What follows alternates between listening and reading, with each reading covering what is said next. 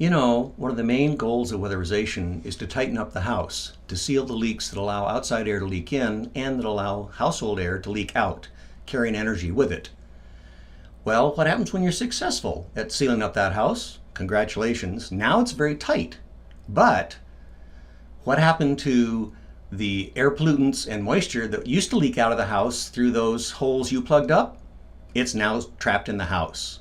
And guess what? You're breathing that air. And that's where mechanical ventilation comes in.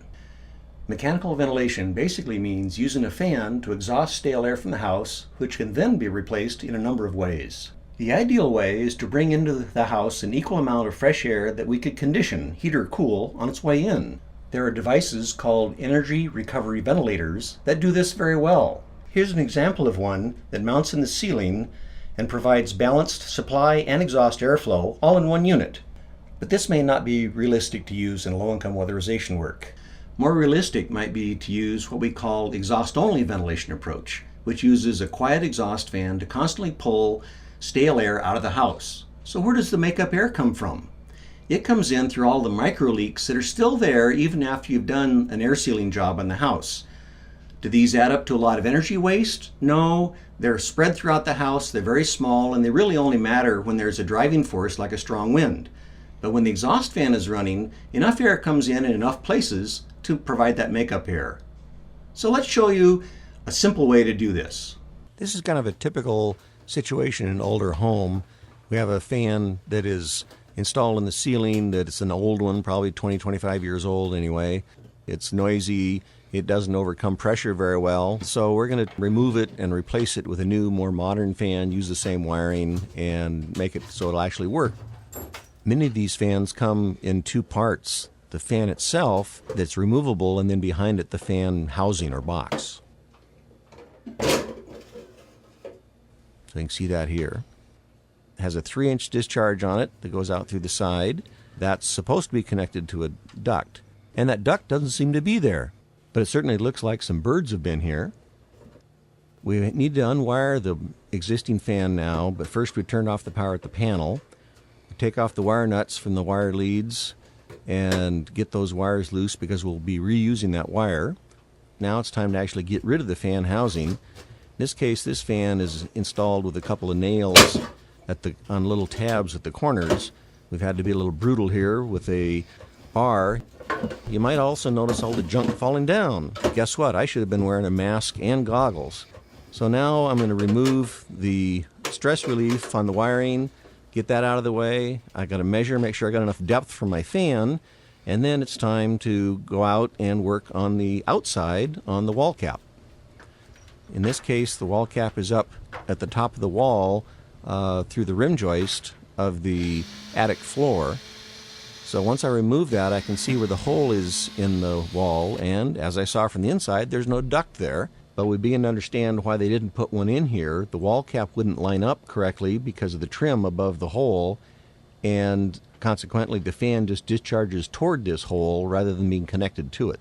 Now, when I look inside, I can see that there's some pieces of nest in there. When I measure it, I find out it's actually 3.5 inches wide rather than the 4-inch that's more desirable. So now we're in the position of measuring how far we need to reach in there and, oh, by the way, pulling out bird nest. Back inside, we're going to actually mark the opening I need to cut using the existing hole as a starting point and then cutting the drywall. Remember, when you mark out this hole to cut, use the body of the housing for the template for how big to make that hole. You want to end up that the nailing flange overlaps the drywall from below. Cut the drywall paper with a razor knife, being careful not to cut yourself in the process, and then finish it up with a drywall saw to actually cut this new hole and get all of this extra material out of the way so the fan will be able to sit up in there. Now we're going to take a 3-inch wall cap that has a damper in it that opens up when the fan is operating and put that through this 3.5-inch hole so we can see where we need to trim.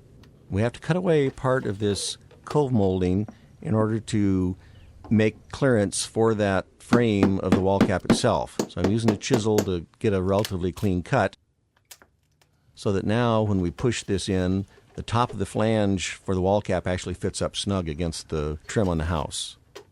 Now we need to shorten up this piece of duct that's on the wall cap because of the short duct run at the fan. And I start cutting this off, and then, I realized I should have had my gloves on because of the sharp edges. So now we're doing it properly using gloves. Now it's short enough that we can have some room for the short duct run we're going to use using some 3-inch flex. This is aluminum flexible duct that you can buy at most lumber yards, and we're going to use this to make the transition between the wall cap and the fan. It'll stretch out and be fairly rigid once it's stretched out. So we'll slide that on to the wall cap. We'll actually put a wire tie on to suck it up tight against the aluminum.